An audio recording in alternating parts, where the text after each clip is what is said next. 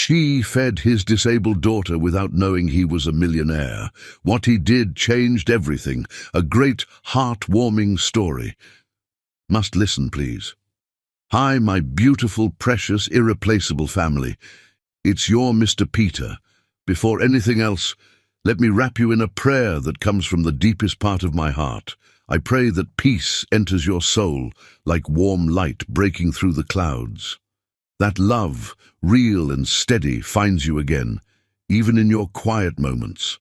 That the worries you carry begin to lift and your heart starts to heal. I pray that joy returns to your days, not in loud moments, but in soft ones.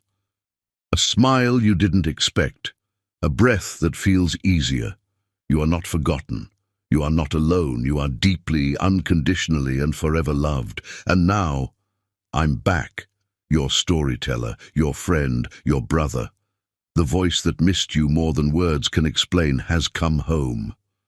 There's something only Binta knows. The night I stopped storytelling, I broke down and cried, because I felt like I lost a piece of my soul, you. But love, real love, always finds its way back, and so did we. So I ask you now from my heart, let's rise together again. Like this video, leave a kind comment, share it with someone who still believes in love. Let's tell YouTube and the world, we are not just viewers, we are a family. And please, don't leave the story in the middle. Every word was written for you. When you walk away early, I feel that absence, and it hurts. Stay with me. Let's walk it together, every moment. With all the love I have, always and forever, your Mr. Peter. The sound of breaking glass shattered the peaceful morning silence at Harmony Diner, followed by the heartbreaking wails of an 8-year-old girl who had just reached her breaking point. Brent Thomas sat frozen in his usual corner booth, his dark eyes watching helplessly as his daughter Grace melted down in front of a room full of strangers. The pancakes she'd been trying to eat were now scattered across the checkered floor, syrup pooling beneath the overturned plate.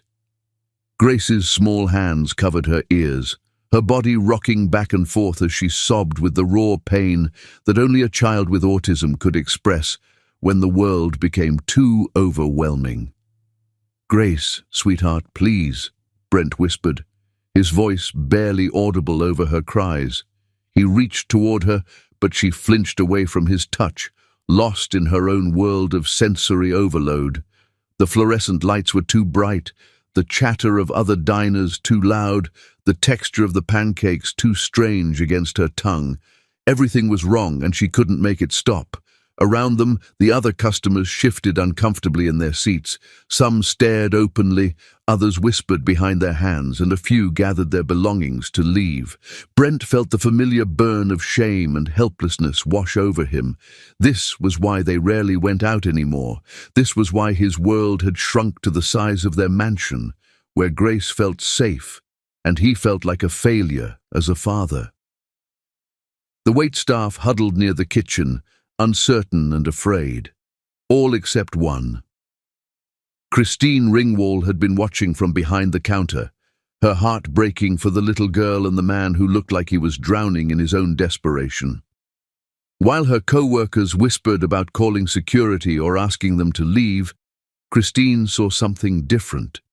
She saw a father who loved his daughter more than life itself, and a beautiful child who was simply overwhelmed by a world that wasn't built for her needs. Without hesitation, Christine approached their table, her movements slow and deliberate. She had worked with special needs children before during her nursing training, and she recognized the signs of sensory overload immediately. Grace needed calm, not chaos. She needed understanding, not judgment. "Hello there, beautiful girl," Christine said softly, her voice like honey over warm bread. She didn't try to touch Grace or get too close. Instead, she knelt beside the booth at Grace's eye level, her presence gentle and non-threatening. "My name is Christine, and I think you're having a really hard time right now." Grace's sobs began to quiet slightly, though her hands remained pressed firmly over her ears. Christine began to hum softly, a lullaby her own mother had sung to her years ago. The melody was simple and soothing, rising and falling like ocean waves. Brent stared in amazement as his daughter's body gradually stopped rocking. Grace's eyes, usually so distant during these episodes, began to focus on Christine's face. There was something about this woman, something peaceful and safe that seemed to reach through Grace's panic. "That's it, sweetheart," Christine continued, her voice barely above a whisper. "Just listen to the music. There's no hurry, no pressure. You take all the time you need." Slowly, carefully, Christine reached into her apron and pulled out a small cloth napkin. With movements as gentle as butterfly wings, she began cleaning up the spilled syrup around Grace's feet, never once making the child feel ashamed or wrong for what had happened. "You know what?" Christine said conversationally, as if they were old friends having a chat. "I dropped my breakfast this morning too, made a terrible mess all over my kitchen floor. Sometimes our hands just don't want to cooperate, do they?" Grace's hands slowly lowered from her ears. She watched Christine with wide, curious eyes, as if seeing an angel for the first time. "Would you like to try something different?" Christine asked, gently. "I have some crackers in the kitchen. They're plain and simple, and they make a nice, quiet crunch. Sometimes when the world feels too loud, quiet foods help." Grace nodded almost imperceptibly, and Christine's heart soared. She disappeared for a moment, returning with a small plate of saltine crackers and a cup of cool water. She set them on the table within Grace's reach, but didn't push. "There's no rush," Christine said, resuming her gentle humming. "Eat what feels good, leave what doesn't. You're perfect, just the way you are." As Grace tentatively reached for a cracker, Christine's eyes met Brent's across the table. In that moment, something fundamental shifted in Brent's chest. This woman, this beautiful, compassionate stranger, had done in 5 minutes what doctors and therapists had been trying to achieve for years. She had reached his daughter. But it was more than that. As Brent looked into Christine's warm brown eyes, he felt something he thought had died with his wife 4 years ago. His heart, frozen solid since that terrible day in the hospital, began to thaw. Not just for Grace, but for the woman who had shown them both such extraordinary kindness. "Thank you," Grace whispered suddenly, her voice small but clear. It was the first time she had spoken to a stranger in months. "Thank you, pretty lady."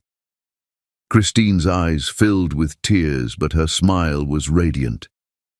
"Thank you, beautiful girl, for letting me be your friend." Brent felt his own eyes burning with unshed tears. He watched as Christine spent the next 20 minutes patiently helping Grace eat her crackers, never rushing, never pushing, simply being present with a love so pure it took his breath away.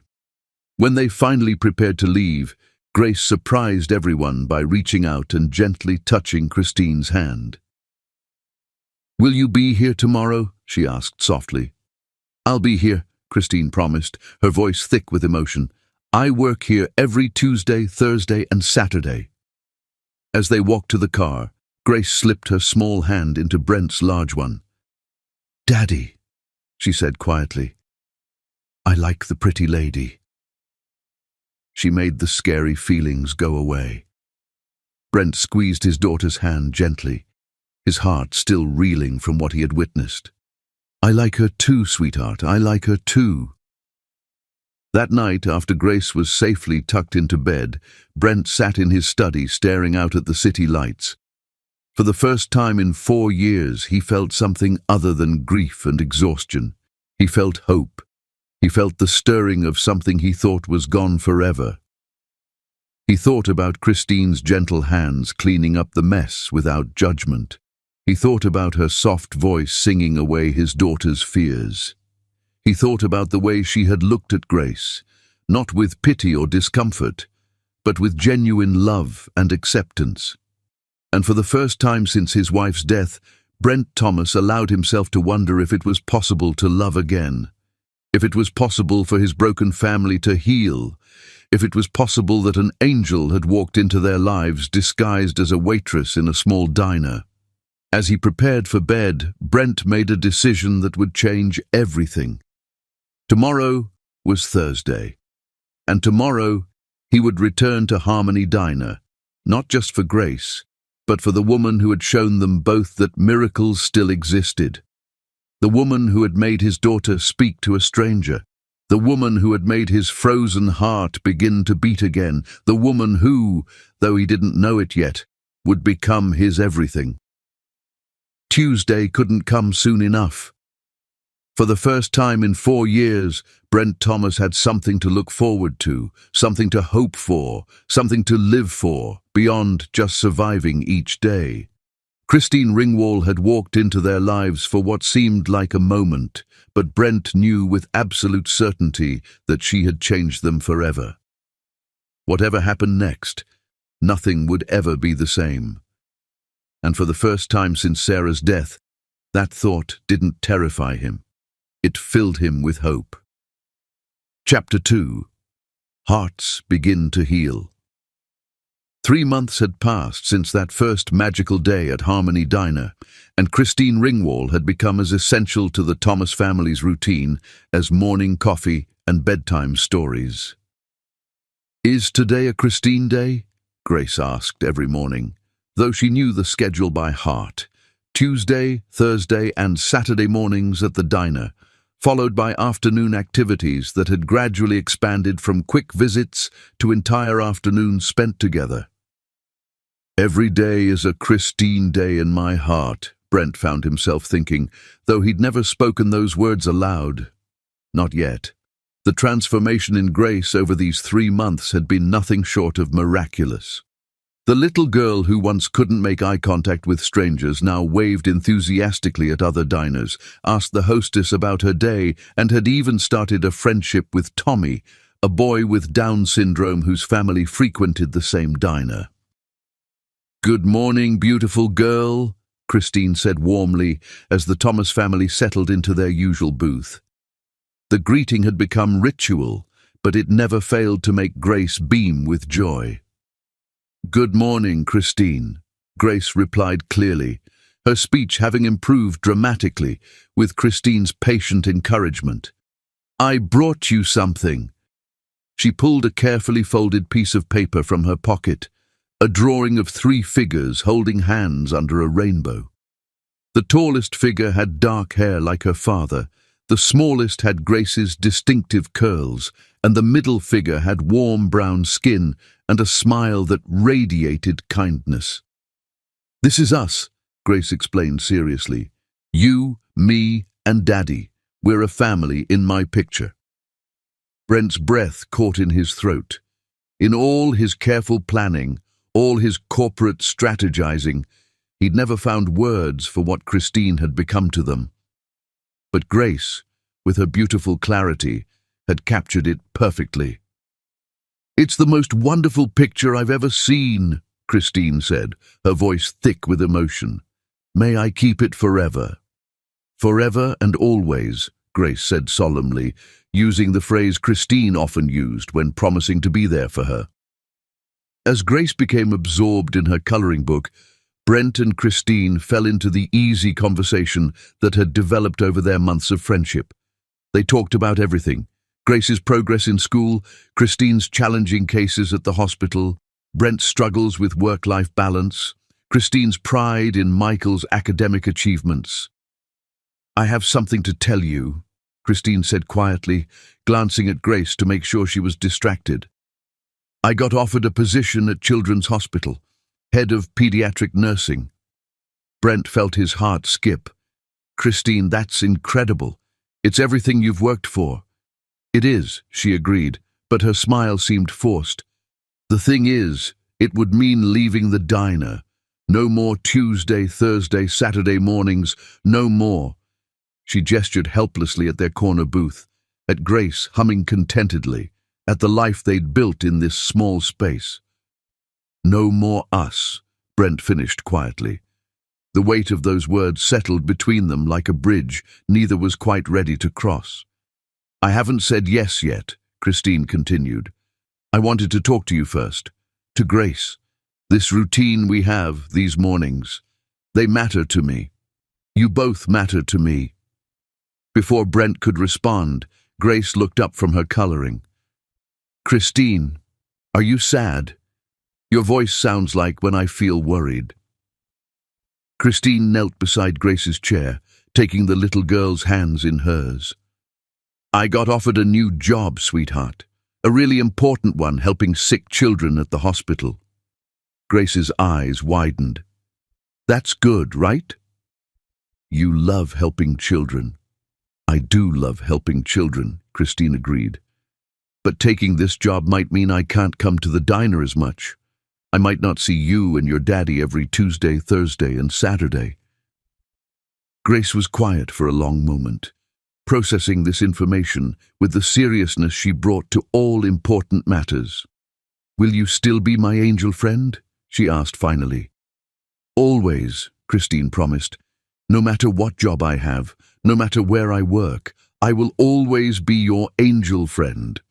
"Then you should take the important job," Grace said with startling maturity, "because more children need angel friends, and you're the best one in the whole world."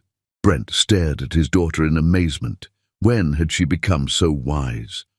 "But," Grace continued, holding up one finger in a gesture she'd learned from her father, "you have to promise to still do fun things with us, like going to the park and helping me with puzzles and teaching Daddy how to braid hair properly." Christine laughed through her tears. "I promise, sweetheart. Nothing could keep me away from you and your daddy." As Grace returned to her coloring, Brent reached across the table and took Christine's hand. The simple touch sent electricity through both of them, a reminder of the attraction that simmered just beneath their careful friendship. "Take the job," he said quietly. "Grace is right. More children need you. But she's also right about the other part. We're not losing you, Christine. We're just evolving." "Evolving?" Christine asked, her pulse quickening at the way he was looking at her. "These 3 months," Brent said, his thumb tracing gentle circles on her palm, "have been the best of my life since Sarah died. Watching Grace bloom, seeing her confidence grow, knowing that someone cares about her as much as I do. It's been a gift." He paused, searching for the right words. "But it's been more than that. You've become essential to both of us, Christine. Not just as Grace's friend, but as—" He struggled with the words, afraid to say too much, afraid to say too little. "As what?" Christine whispered. "As the woman who made me remember what it feels like to hope for the future," Brent admitted. "As the person I think about first thing in the morning and last thing at night. As someone I can't imagine living without." Christine's eyes filled with tears. "Brent, I know it's complicated," he continued quickly. "I know I have baggage and responsibilities and a daughter who has to come first.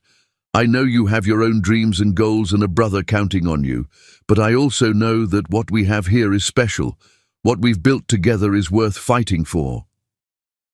"What are we fighting for, exactly?" Christine asked, though her heart already knew the answer. "A chance," Brent said simply. "A chance to see if this feeling between us is as real as it seems. A chance to build something beautiful together. A chance to be the family that Grace drew in her picture." Christine looked down at the drawing still clutched in her free hand. 3 figures holding hands under a rainbow, a child's vision of perfect love. "I'm scared," she admitted. "I've never felt this way about anyone before. I've never wanted something so much that the thought of losing it terrifies me." "I'm scared too," Brent confessed. "Terrified, actually. Loving someone means risking losing them, and I've already lost so much. But Christine, the alternative, going back to the way things were before you came into our lives, that's not living. That's just existing." Grace suddenly looked up from her coloring book, as if sensing the weight of the conversation happening around her. "Are you going to be my daddy's girlfriend now?" she asked Christine with characteristic directness. Both adults froze, then burst into surprised laughter. "What makes you ask that, sweetheart?" Christine managed. "Because you're holding hands and looking at each other the way people do in movies when they're about to kiss," Grace said matter-of-factly. "Also, Mrs. Patterson says that when grown-ups care about each other very much, sometimes they become boyfriend and girlfriend, and then maybe they get married and have babies." Brent choked on his coffee. "Grace." "What? It's true, isn't it?" Grace looked between them with innocent curiosity. "I wouldn't mind if Christine was your girlfriend. I think she'd be a very good one." Christine squeezed Brent's hand, drawing strength from his warmth and the love she saw in his eyes. "Yes," she said quietly, looking first at Grace, then at Brent. "I think I'd like to try being your daddy's girlfriend, if that's okay with you." Grace clapped her hands in delight. "Does this mean you'll come to dinner at our house and help me pick out clothes and maybe read bedtime stories sometimes?" "If your daddy wants me to," Christine said, her heart racing as she met Brent's gaze. "I want you to," Brent said simply. "I want all of that and more. I want to take you on real dates and bring you flowers and meet your brother properly and introduce you to everyone who matters to me. And I want to cook dinner for you and Grace and help with homework and be part of your daily life instead of just these scheduled visits," Christine replied. "So it's decided?" Grace asked, bouncing slightly in her seat. "Christine is your girlfriend now?" Brent brought Christine's hand to his lips, pressing a gentle kiss to her palm. "If she'll have me." "I'll have you," Christine whispered, her heart full to overflowing. As they prepared to leave the diner that morning, Grace skipping ahead while her father paid the bill, Christine felt a profound shift in her world. 3 months ago, she'd been a lonely woman working 2 jobs, focused solely on supporting her brother's dreams. Now she was part of something bigger, a family that chose each other, loved each other, and faced the future together. The head nursing position could wait another day. Today was about celebrating this new chapter, about planning their first official date, about figuring out how to blend their lives in a way that honored both their independence and their growing love. "Christine," Brent said as they reached the parking lot, "thank you." "For what?" "For saving us," he said simply, "for taking a chance on a broken family and helping us become whole again." Christine rose on her tiptoes and kissed his cheek softly. "Thank you for letting me." As they drove away in separate cars, Christine to the hospital, Brent and Grace home to plan what Grace was already calling the best dinner party ever, all 3 of them knew that everything had changed. They were no longer just friends sharing meals at a diner. They were a family in the making, bound by love, hope, and the beautiful promise of all the tomorrows they would share together. 3 months had been just the beginning. Now the real adventure could start. Chapter 3. Unexpected Connections. 4 months into their growing relationship, the storm that rolled into the city that Saturday evening was fierce and unexpected, with lightning that split the sky like silver veins and thunder that shook the windows of Harmony Diner. Christine glanced at the clock as the last customer hurried out into the downpour. It was nearly 9 p.m., well past closing time, but the storm had trapped her at the diner. Her car was in the shop, and she'd planned to take the bus home, but no buses were running in this weather. She was alone in the empty restaurant, cleaning tables and thinking about how much her life had changed since meeting the Thomas family. What had started as simple kindness toward a struggling child had blossomed into the most meaningful relationship of her adult life. Brent and Grace had become fixtures in her routine over the past 4 months. Their Tuesday, Thursday, and Saturday visits had evolved beyond meals into genuine friendship. Grace had grown more confident and talkative, and Brent had begun to smile with his whole face instead of just his mouth. "Christine, are you all right?" Brent's voice cut through her thoughts as he stood in the doorway, soaked to the skin, his dark hair plastered to his forehead. "Brent!" She rushed toward him with a towel from behind the counter. "What are you doing out in this weather? Where's Grace?" "She's safe at home with Mrs. Patterson, our housekeeper," he said, accepting the towel gratefully.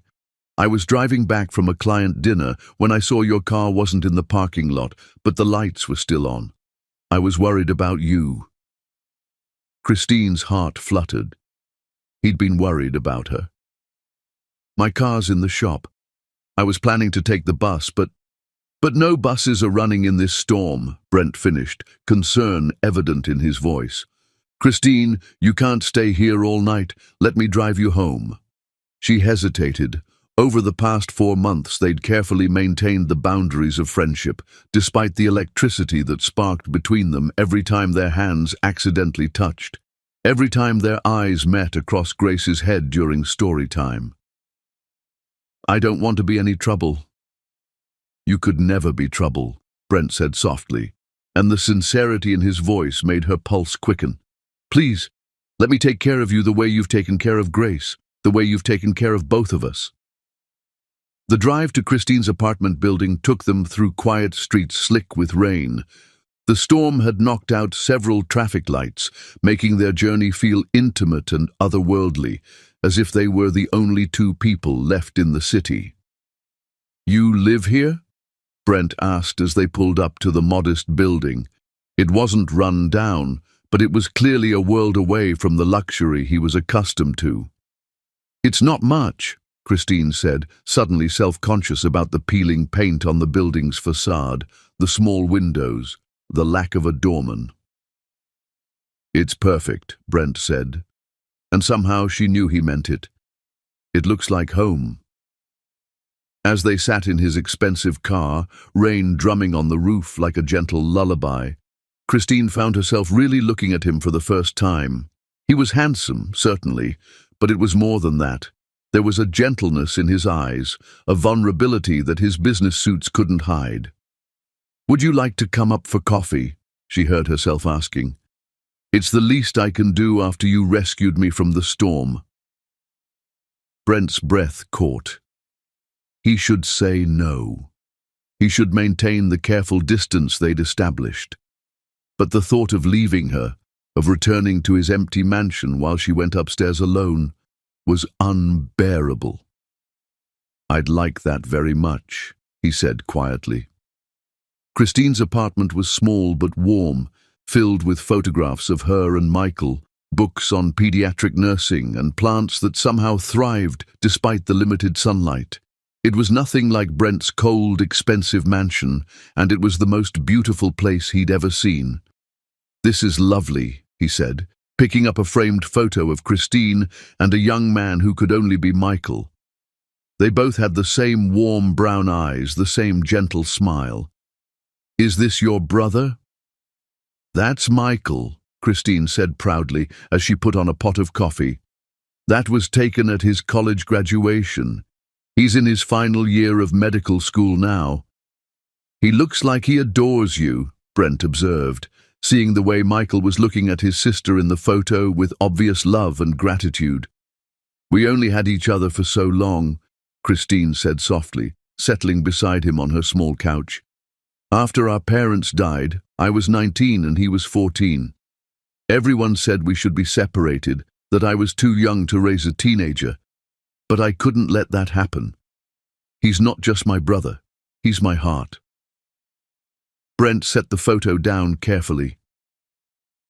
"What happened to your parents?" Christine's hands stilled as she prepared the coffee. "Car accident. Black ice on a winter night. They were coming home from their anniversary dinner." Her voice was steady, but Brent could hear the old pain underneath. "One moment we were a family planning Christmas, and the next—" "I'm sorry," Brent said, and the understanding in his voice made Christine look up. "I know what it's like to lose someone you can't imagine living without." Your wife, Christine said gently. It wasn't a question. Brent nodded, sinking into her couch. Cancer. It was fast. 3 months from diagnosis to... He couldn't finish the sentence. Grace was only 4. She barely remembers her mother, and sometimes I think that's a blessing, but sometimes I think it's the cruelest thing of all. Christine brought him coffee and sat beside him, close enough that he could smell her soft perfume, feel the warmth of her presence. Tell me about her, she said simply. For the next 2 hours, as the storm raged outside, they talked in a way Brent hadn't talked to anyone since Sarah died. He told Christine about his wife's laugh, her terrible cooking, the way she used to sing Grace to sleep with made-up songs about princesses and dragons. She sounds wonderful, Christine said softly. Grace is lucky to have had her, even for such a short time. She would have loved you, Brent said suddenly, then looked surprised by his own words. I mean, she would have loved how you are with Grace, how patient you are, how you see her potential instead of her limitations. Christine's cheeks flushed. I just see Grace. She's extraordinary. She is, but so are you. Brent's voice grew thick with emotion. The way you've helped her, the way you've helped both of us. How do you do it? How do you make everyone around you feel so valued and loved? I don't do anything special, Christine protested. You just love without conditions, Brent interrupted. You give without expecting anything in return. You make people feel like they matter. Their eyes met across the small space between them, and suddenly the air was charged with more than just the storm outside. Brent, Christine whispered, what are we doing? I don't know, he admitted, his voice rough with emotion. I just know that sitting here with you feels more right than anything has in 4 years. I know that when I thought about you stranded in that storm, it terrified me. I know that Grace asks about you every morning and talks about you every night. And I know, Christine said softly, that I think about you both constantly. That I've started measuring my days by whether I'll see you. That I've never felt this way about anyone before. They were leaning closer now, drawn together by an invisible force neither could resist. Christine, Brent said, his hand coming up to cup her face gently, I think I'm falling in love with you. I think I'm falling in love with you too, she whispered, her heart pounding so hard she was sure he could hear it. They almost kissed then, almost crossed the line that would change everything. But at the last second, both pulled back, overwhelmed by the magnitude of what they were feeling. I should go, Brent said reluctantly, though every fiber of his being wanted to stay. You should, Christine agreed, though she made no move to stand up. They sat there for another moment, hands touching, foreheads almost touching, breathing the same air. Grace is going to ask me tomorrow if I had a good time tonight, Brent said with a slight smile. What will you tell her? The truth. That I had the most perfect evening I've had in years. Even though we just talked? Especially because we just talked. Brent stood slowly, reluctantly. Christine, I want you to know, whatever this is between us, however it develops, it's not about convenience. It's not about finding someone to help with Grace. This is about you, about how you make me feel like I'm coming back to life. Christine walked him to the door, both of them moving slowly, reluctant for the evening to end. Will I see you Tuesday? She asked. Tuesday, Thursday, and Saturday, Brent confirmed with a smile. We wouldn't dream of missing our Christine days. After he left, Christine stood at her window watching his car disappear into the storm. Something fundamental had shifted tonight. They'd crossed an invisible line, acknowledged feelings that had been building for months. When her phone buzzed with a text, she smiled before even reading it. Thank you for tonight, for the coffee, the conversation, and for being you. Sleep well. B. She typed back. Thank you for rescuing me from the storm. Sweet dreams. What she didn't type, but what her heart knew with absolute certainty, was that Brent Thomas hadn't just rescued her from the storm outside. He'd rescued her from the loneliness she'd carried for so long, from the fear that she'd never find someone who could love both her strength and her vulnerability. As she prepared for bed, Christine knew that everything was about to change. They were falling in love, had been falling for months, and there was no going back. Tomorrow, they would have to figure out what came next. Tomorrow, they would have to decide if they were brave enough to risk their hearts for something extraordinary. But tonight, she was content to fall asleep with the memory of Brent's gentle voice, his understanding eyes, and the promise of all the tomorrows that might be waiting for them. Chapter 4. The First Kiss. 6 months after that stormy night that had brought them together in Christine's apartment, Brent stood in front of his bedroom mirror, adjusting his tie with nervous hands and preparing for what felt like the most important day of his life. "Daddy, you look very handsome," Grace said from her perch on his bed, where she was carefully arranging her own outfit for their special outing. "Christine will think you're the most beautiful daddy in the world." Brent chuckled despite his nerves. "Thank you, sweetheart. And you look absolutely stunning." It was true. Grace was wearing her favorite purple dress with silver sparkles, and her hair was pulled back with the butterfly clips Christine had given her weeks ago. The past 2 months since the storm had been a careful dance of growing intimacy. They'd had several dinner dates at family-friendly restaurants, afternoon walks in the park where Grace could run and play, and quiet evenings at Brent's house where Christine would help with homework and bedtime stories. But they hadn't kissed. They'd held hands, shared lingering looks, and stayed up late talking after Grace went to sleep. But Brent had been too terrified to take that final step. What if he was misreading the signals? What if she was just being kind? What if he ruined the best thing that had happened to his family in years? "Is Christine going to be my new mommy?" Grace asked suddenly, with the startling directness that always caught Brent off guard. "Would you like that?" Brent asked carefully, sitting beside his daughter on the bed. Grace nodded seriously. "She makes the scared feelings go away, and she makes you smile with your eyes again, not just your mouth. And she knows how to make the best grilled cheese sandwiches in the universe."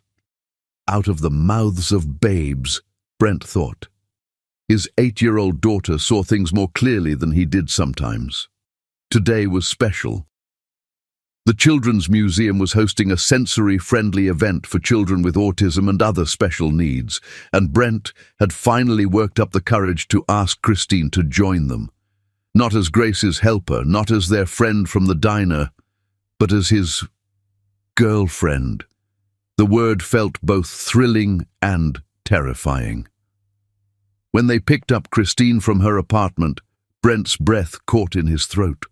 She was wearing a soft blue sundress that brought out her eyes, and her hair was loose around her shoulders in gentle waves. She looked beautiful, but more than that, she looked happy. "You two look amazing," Christine said, hugging Grace gently and giving Brent a smile that made his heart race. "I'm so excited for today." "Are you excited because you get to see the dolphin exhibit?" Grace asked seriously. "I'm excited because I get to spend the whole day with my 2 favorite people," Christine replied, and Grace beamed with joy. The Children's Museum had been transformed for the special event. The lighting was softer, the crowds were smaller, and there were quiet spaces available for children who needed breaks from stimulation. It was perfect for Grace, who had been anxious about the outing despite her excitement. "Look, Daddy! Look! Christine!" Grace called out from an exhibit about ocean life. "It's dolphins, just like the ones you taught me to draw." Brent watched as Christine knelt beside Grace, both of them mesmerized by the gentle movement of the robotic dolphins swimming through their artificial habitat. The sight of them together, his daughter and this incredible woman who had changed their lives, filled him with such overwhelming love that he had to lean against the wall for support. They're beautiful, aren't they? Christine said softly to Grace. See how they move together. That's what families do. They swim through life together, helping each other. Are we a family? Grace asked, looking between Christine and her father with hopeful eyes. Christine's gaze met Brent's across the exhibit. What do you think? She asked Grace gently. I think we are, Grace said with the confidence that only children possess. I think we've been a family since the day you made the scary feelings go away at the diner. As they moved through the museum, Brent watched in amazement as Christine interacted with not just Grace, but all the children at the event. She knelt to their level, spoke in gentle tones, and somehow knew exactly how to approach each child based on their individual needs. When a little boy with Down syndrome had trouble with a puzzle, Christine sat with him patiently until he figured it out himself, then celebrated his success as if he'd just discovered the cure for cancer. You're incredible with them, Brent said during a quiet moment while Grace was absorbed in a hands-on music exhibit. They're incredible with me, Christine replied, watching Grace create beautiful harmonies with color-coded bells. Children see the world so purely. They love without conditions, trust without hesitation. We could all learn from them.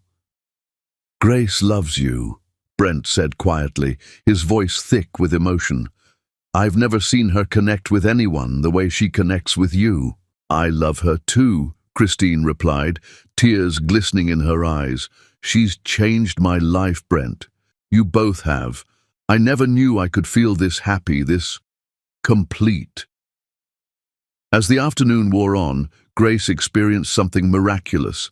Standing in front of an interactive storytelling exhibit, she suddenly began speaking in full sentences to a group of other children, not just one or two words, but actual conversation about her favorite stories and characters.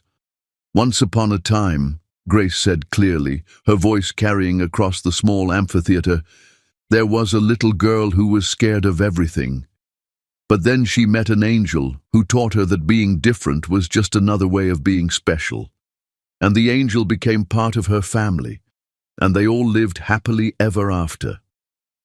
Brent felt tears streaming down his face as he watched his daughter, his quiet, withdrawn daughter, captivating an audience of her peers. Beside him, Christine was crying too, her hand pressed to her mouth in amazement. She's telling our story, Christine whispered. She's telling the story of how we met. After Grace finished her impromptu tale to enthusiastic applause from children and parents alike, she ran to them with the biggest smile Brent had ever seen on her face. Did you hear me, Daddy? Did you hear me talk to all those kids? Grace practically vibrated with excitement. I heard every word, sweetheart, Brent said, sweeping her into a hug. I am so proud of you. You were brave and beautiful and amazing. Christine helped me find my brave voice, Grace said, turning to hug Christine tightly. She helped me remember that my words matter. As the sun began to set, they found themselves in the museum's rooftop garden. Grace was exhausted from the day's excitement and had fallen asleep on a bench between them, her head resting on Christine's lap while her legs stretched across Brent's. This is perfect, Christine said softly, her fingers gently stroking Grace's hair. This whole day has been perfect. More than perfect, Brent agreed, his voice rough with emotion. Christine, what Grace did today, the way she spoke to those other children, that was a breakthrough months of therapy haven't achieved, and it happened because of you, because of the love and confidence you've given her. She already had that inside her, Christine protested. I just helped her remember. You did more than that, Brent said, his eyes never leaving her face. You saved us both, Christine. Before you came into our lives, we were just existing, going through the motions. But you taught us how to live again, how to hope again. Christine's breath caught as she saw the intensity in his dark eyes. Brent, I need to tell you something, he said, his voice barely above a whisper so as not to wake Grace. "I need you to know that what I feel for you isn't just gratitude. It isn't just because you're wonderful with Grace, though you are. It's because when I look at you, I see everything I didn't know I was missing." He reached over Grace's sleeping form to gently touch Christine's face. "You're kind and strong and beautiful inside and out. You make me want to be better. You make me believe in happy endings again." "You don't have to say that," Christine said softly, her cheeks flushing pink in the golden light of the setting sun. "Yes, I do," Brent replied, "because I'm falling in love with you, Christine Ringwall. I've been falling since that first day in the diner, and I can't stop. I don't want to stop." Christine's eyes filled with tears. "I love you too," she whispered. "I love your gentle heart, your devotion to Grace, the way you make me feel like I'm enough just as I am. I love how you see the best in everyone, even when you can't see it in yourself." They sat there in the fading light, their hands touching across Grace's small body, their hearts finally speaking the truth they'd both been carrying for months. "Can I kiss you?" Brent asked softly, his thumb tracing gentle circles on her cheek. "I thought you'd never ask," Christine whispered. He leaned across their sleeping daughter, careful not to disturb her, and pressed his lips to Christine's. It was soft and gentle at first, a question asked and answered. But as Christine responded, her free hand coming up to cup his face, the kiss deepened with all the emotion they'd been holding back. It was a kiss full of promise, of healing, of two broken hearts learning to beat as one. It tasted like hope and felt like coming home. When they finally broke apart, both were breathing hard, their foreheads resting together. "Wow," Christine whispered. "Wow," Brent agreed, then chuckled softly. "I've been wanting to do that for months." "Only months?" Christine teased. "I've been wanting you to do that since the day you looked at me like I'd just performed a miracle in the diner." "You did perform a miracle," Brent said seriously. "You saved my daughter, and then you saved me." Grace stirred between them, opening her sleepy eyes. "Are you and Christine kissing?" she asked matter-of-factly. Brent and Christine both blushed furiously. "We were just—" Brent began. "Good," Grace interrupted with a satisfied nod. "Families who love each other should kiss. It means they're happy." Christine laughed, the sound like music in the evening air. "You're a very wise little girl, Grace Thomas." "I know," Grace said seriously. "Daddy, can we go home now? I want to show Christine my butterfly collection, and I want to call Uncle Michael and tell him that you finally kissed her." "Grace!" Brent exclaimed, but he was laughing too. As they gathered their things and prepared to leave the museum, Grace slipped her small hand into Christine's. "Christine," she said quietly, "thank you for helping me find my voice today." "Thank you for sharing your beautiful voice with the world," Christine replied, squeezing Grace's hand gently. "You have so many wonderful things to say." Walking through the parking lot, Grace between them, their hands linked, they looked like what they were becoming, a family. Not a traditional family, perhaps, but a family built on love, understanding, and the miracle of second chances. "Christine," Brent said as he helped Grace into her car seat, "would you like to have dinner with us tomorrow night? At home, I make a mean spaghetti and meatballs." "I'd love to," Christine said, her smile radiant in the parking lot lights, "but only if you let me bring dessert." "Deal," Brent said, pulling her close for another quick kiss. "I love you, Christine." "I love you too," she whispered back. "Both of you." As they drove home through the quiet city streets, Grace chattering excitedly about their day, Brent caught Christine's eye in the rearview mirror. She was looking at them with such love, such contentment, that his heart felt like it might burst from happiness. For the first time since Sarah's death, Brent could envision a future filled with joy instead of just survival. A future where Grace had the mother she deserved, where he had the partner he'd thought he'd never find again, where love wasn't just a memory, but a living, breathing reality. The first kiss had been everything he'd dreamed of and more. But more importantly, it had been a promise of all the kisses to come, all the moments they would share, all the love they would build together. Their story was just beginning, and it was going to be beautiful. Chapter 5. Meeting the Family. 8 months into their relationship, Christine stood outside the university medical center, her palms sweating despite the cool autumn air, preparing to introduce the man she loved to the person who mattered most in her world. "You realize you're more nervous about this than you were about your nursing boards," Brent observed gently, taking her hand as they walked through the sliding glass doors. Grace skipped beside them, excited about meeting Uncle Michael, a title she'd bestowed upon him weeks before they'd even met. "Michael has been my responsibility since I was 19, Christine said, her voice tight with anxiety. "His opinion of you, it matters more than anyone else's ever could." "Even more than Grace's?" Brent asked with a slight smile. "Grace loved you from day one," Christine pointed out. "Michael is going to ask you about your intentions, your financial stability, your 5-year plan, and probably demand references from your previous relationships." "Sounds thorough," Brent said, squeezing her hand. "Good thing I came prepared with honest answers." They found Michael in the pediatric ward, where he was completing his final rotation before graduation. Christine's heart swelled with pride as she watched her baby brother, now 23 and tall as a tree, gently examining a little boy who couldn't have been more than 6. "Does this tickle, buddy?" Michael asked softly, his stethoscope moving carefully across the child's chest. "No. How about when I listen to your superhero heart? Wow, it sounds strong enough to power a whole city." The little boy giggled, and Christine felt tears prick her eyes.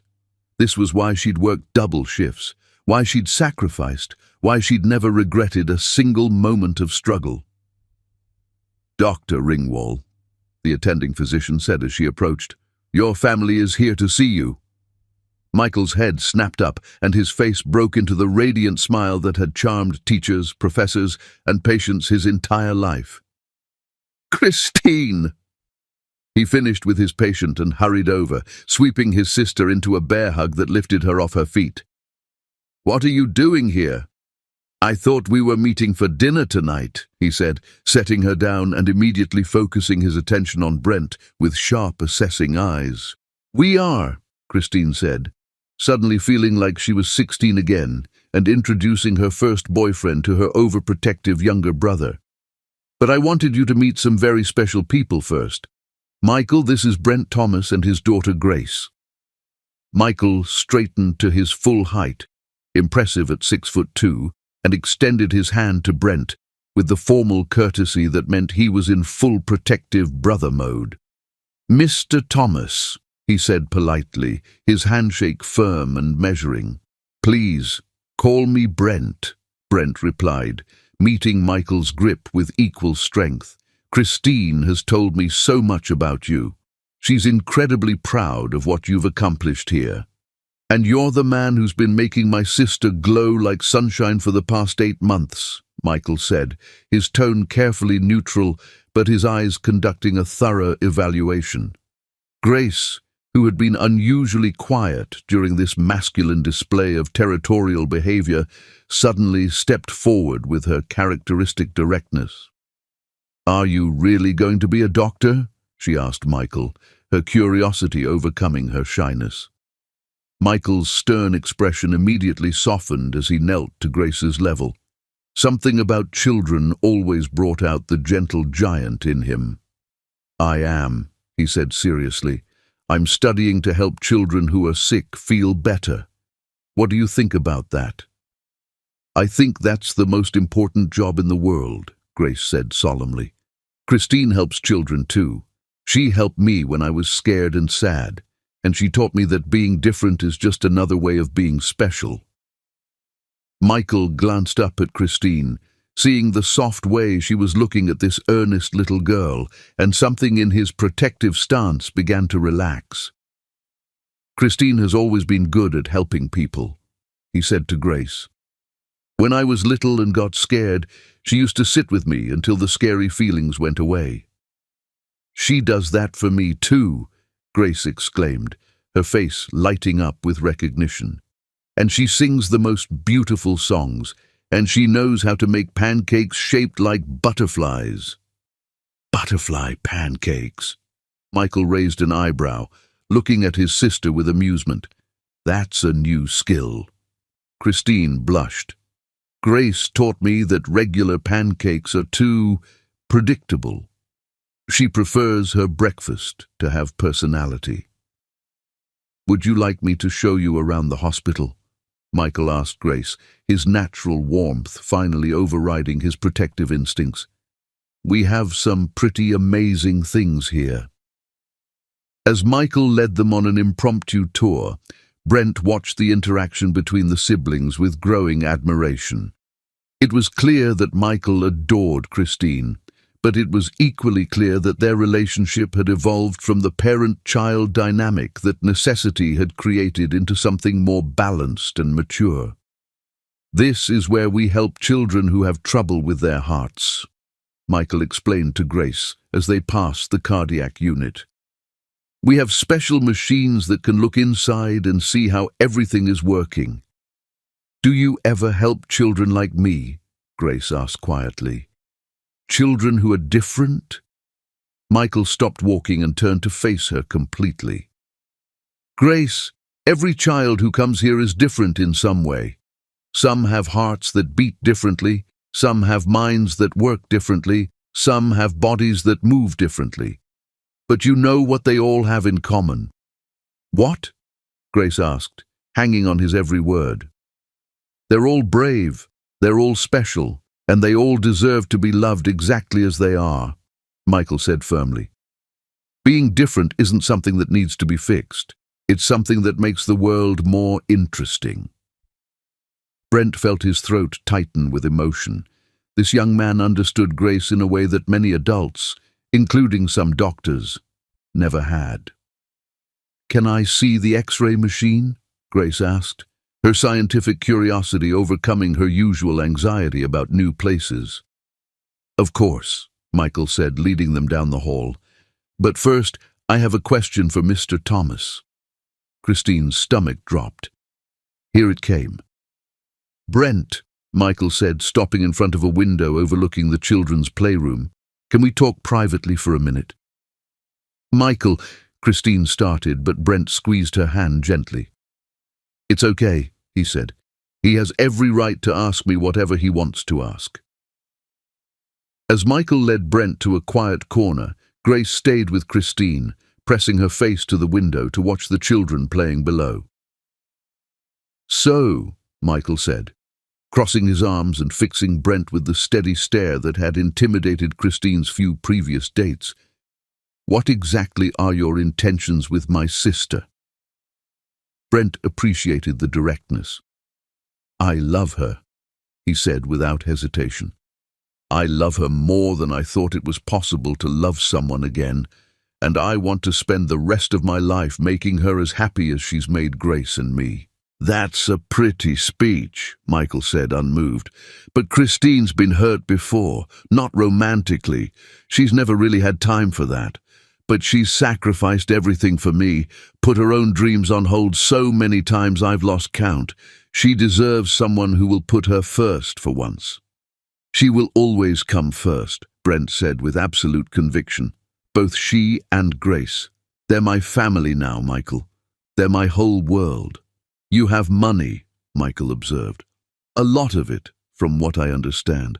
How do I know you're not just looking for a convenient caregiver for your daughter, someone to handle the difficult parts of raising a child with special needs?" Brent's jaw tightened, but he recognized the question came from love, not malice. "Your sister didn't just help with Grace's autism. She healed my broken heart. She made me remember what it felt like to be truly alive. Yes, she's wonderful with Grace, but I fell in love with Christine for her, not for what she could do for my daughter. And when things get hard, Michael pressed, when Grace has bad days, when Christine is exhausted from work, when the novelty wears off, then we'll face it together, Brent said firmly, like families do. Michael, I'm not going anywhere. I've already lost one person I loved. I know how precious and fragile happiness can be. I would never take Christine for granted. Michael studied him for a long moment, then his stern expression finally cracked into a smile. Good answer. Because if you hurt her, medical school has taught me at least a dozen ways to make you very uncomfortable, and I have access to hospital-grade supplies. Brent laughed despite himself. Fair enough. But you don't have to worry about that. Hurting Christine would be like hurting myself. I can see that, Michael said, glancing over at Christine and Grace, who were now engaged in animated conversation about the children in the playroom. You know, I've never seen her this happy. Not since before our parents died.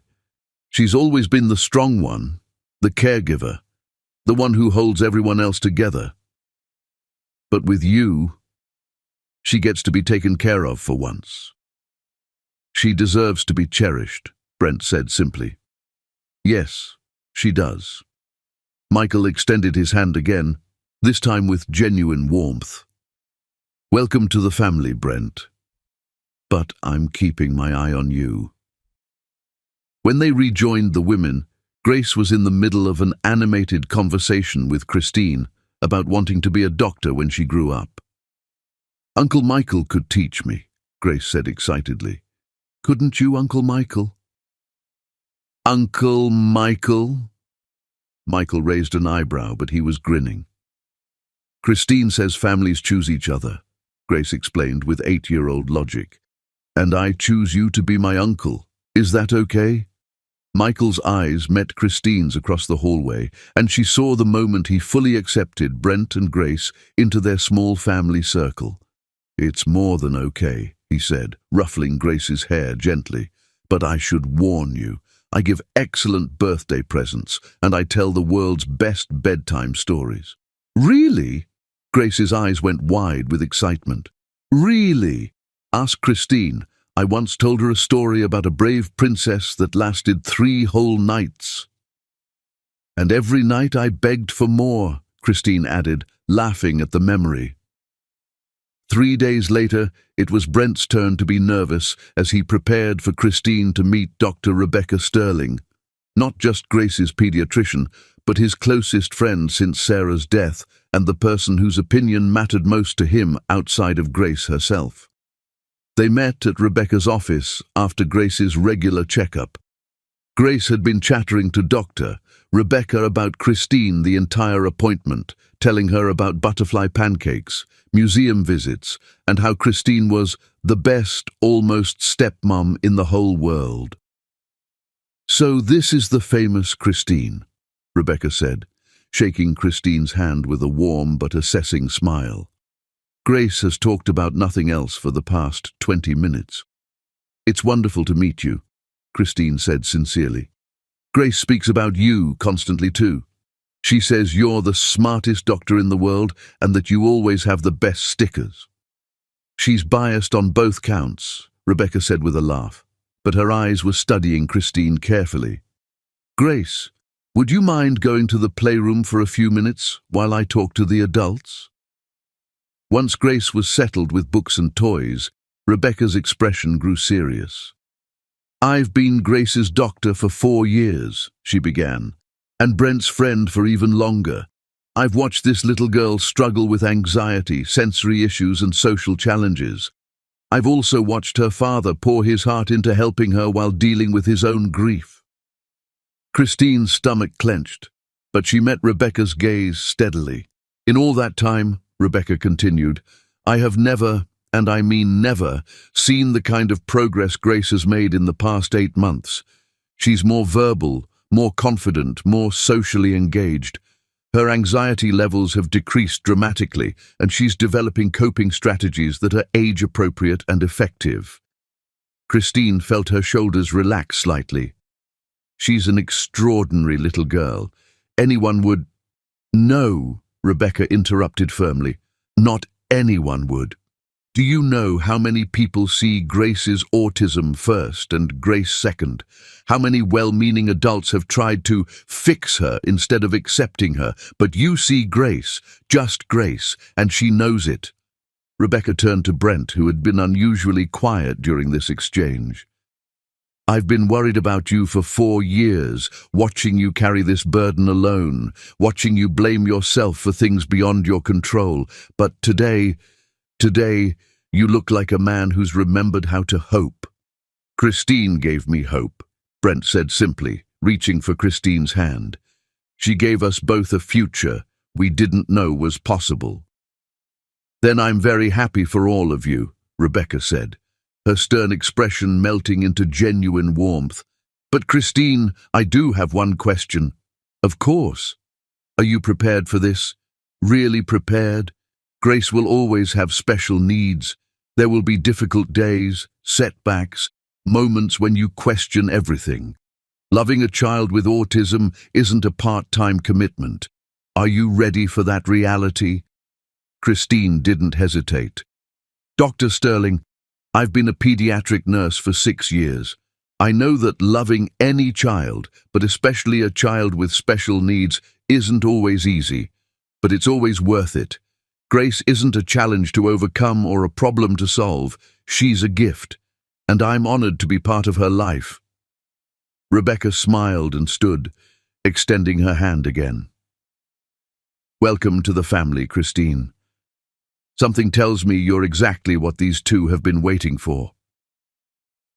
As they left the medical building, Grace skipping between them in the autumn sunshine, Christine felt a profound sense of acceptance. She'd been welcomed by the two people who mattered most to Brent, his best friend and his daughter's doctor. One more person you need to meet, Brent said as they reached the car, his voice growing slightly tense. My mother. Christine's steps faltered. Your mother? You've barely mentioned your mother. Margaret and I have had a complicated relationship since Sarah died, Brent admitted, his jaw tightening. She blamed me for not getting Sarah to doctors sooner, even though the cancer was aggressive and there was nothing anyone could have done. We've barely spoken in 2 years. But she's Grace's grandmother, Christine said softly. She is. And if we're going to be a real family, she needs to know about you, about us. Brent stopped walking and turned to face her, his dark eyes holding old pain and new hope. Are you ready for that? Christine looked at Grace, who was examining a perfectly shaped autumn leaf with scientific intensity, then at Brent, whose expression held vulnerability beneath his usual confidence. I'm ready for anything, she said firmly, as long as we face it together. And as they drove home through the busy city streets, all three of them knew that whatever challenges lay ahead, they would meet them as a family. A family that had chosen each other, fought for each other, and would love each other through whatever came next. Chapter 6. The Beautiful Truth. 10 months into their relationship, the photo album sat innocently on Grace's nightstand, its worn leather cover holding secrets that would change everything Christine thought she knew about destiny. It was a quiet Sunday afternoon in late fall, and Christine was helping Grace organize her room while Brent worked in his study. They'd been sorting through old books and toys when Grace pulled out the album with reverent care. These are pictures of my first mommy, Grace said softly, settling beside Christine on the bed.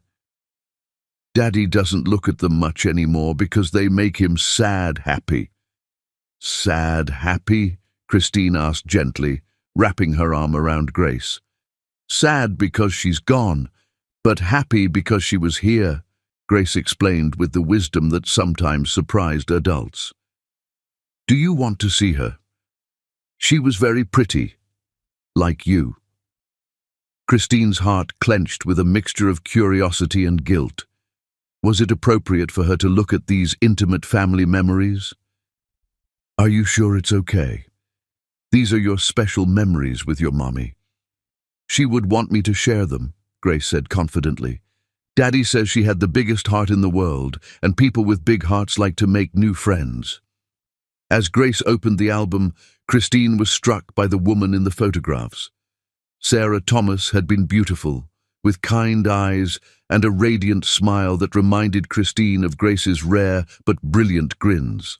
There were pictures of Sarah and Brent's wedding, photos of Sarah pregnant and glowing, and dozens of images of her with baby Grace. "She looks like she was wonderful," Christine said honestly, her voice thick with emotion.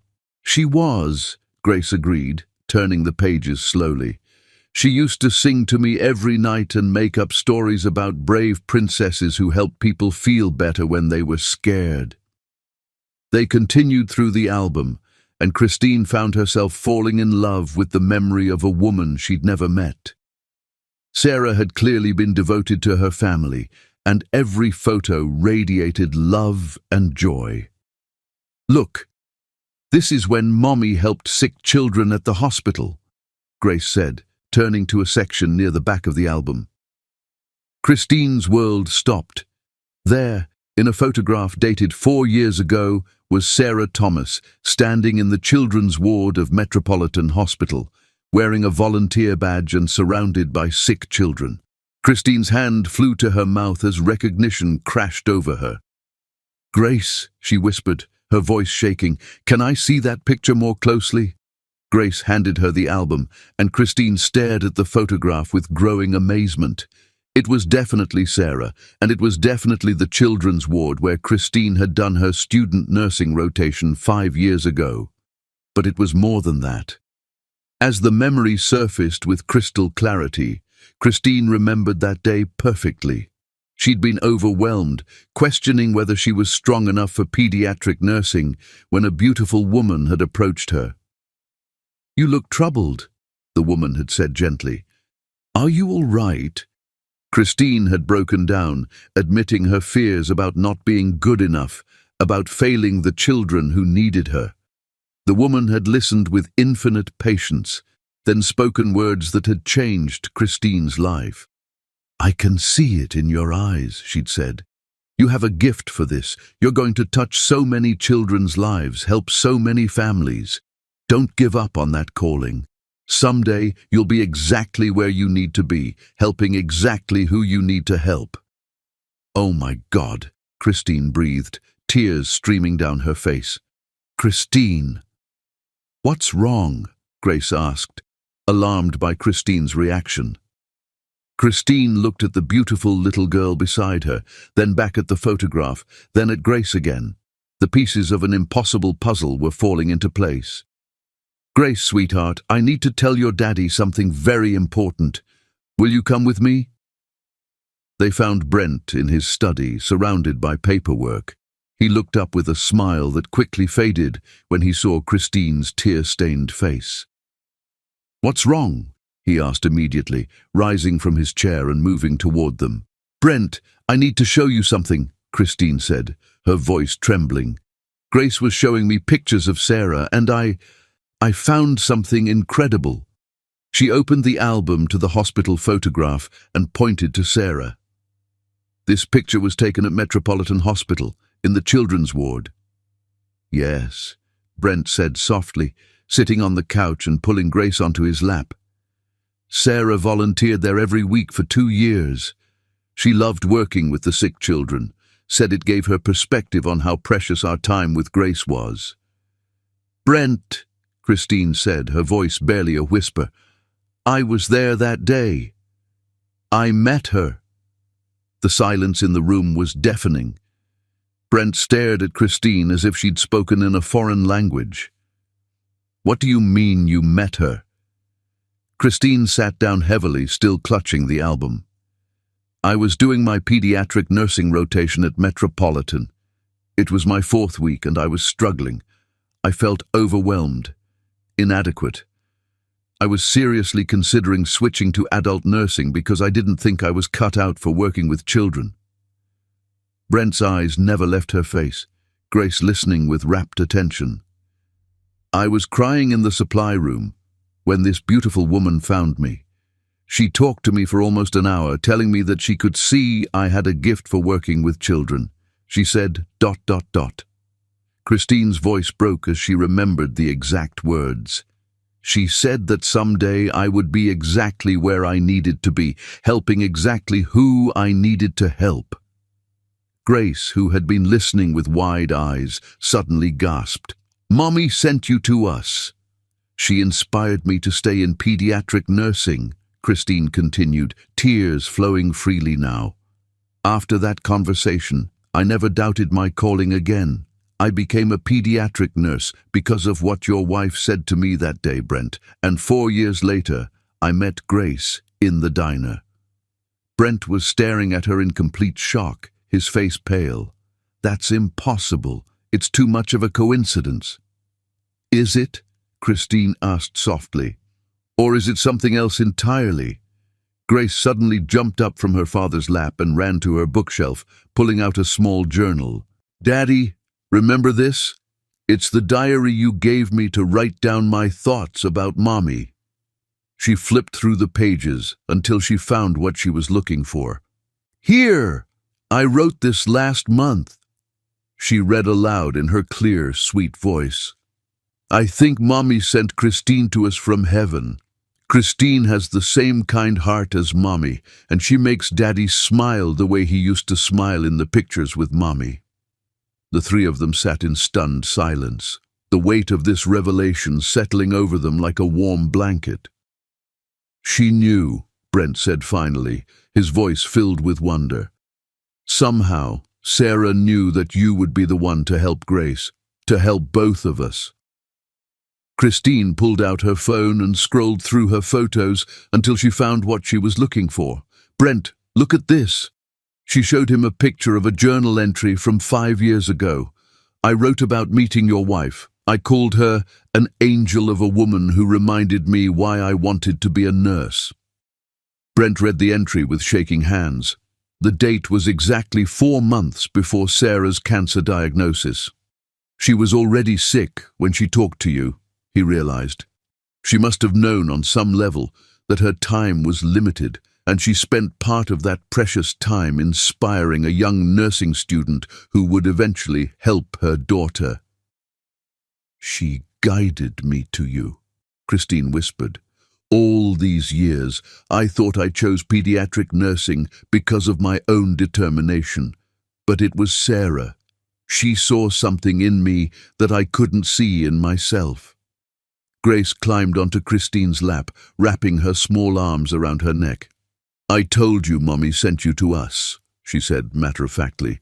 "Mommies in heaven watch over their families and make sure they're okay." Brent moved to sit beside them on the couch, pulling both his girls into his arms.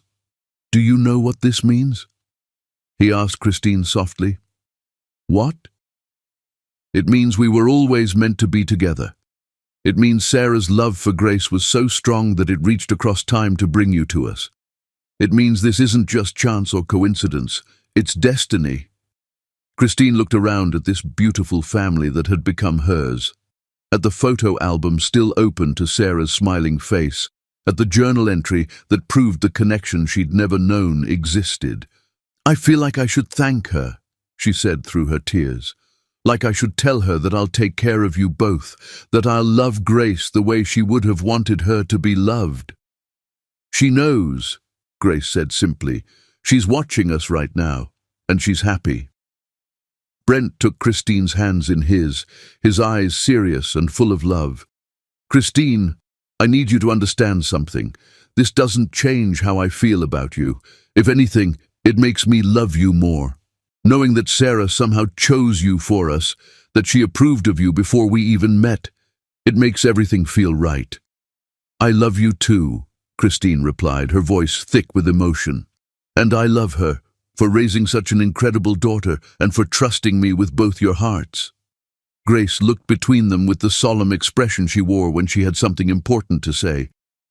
Does this mean Christine is my mommy now? Like, really and truly?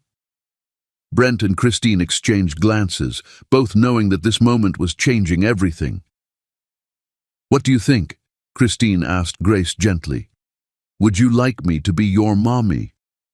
Yes, Grace said immediately, but not instead of my first mommy, as well as my first mommy. Is that okay? That's more than okay, Christine said, hugging Grace tightly. That's perfect. Your first mommy will always be special, and I'll just be your second mommy who loves you just as much. Can I call you Mom? Grace asked shyly. Christine's heart swelled until she thought it might burst. I would love that more than anything in the world. As they sat together, surrounded by the evidence of a love that transcended death, Christine felt a profound sense of peace. She wasn't replacing Sarah. She was continuing her legacy. She wasn't taking something that didn't belong to her. She was accepting a gift that had been meant for her all along.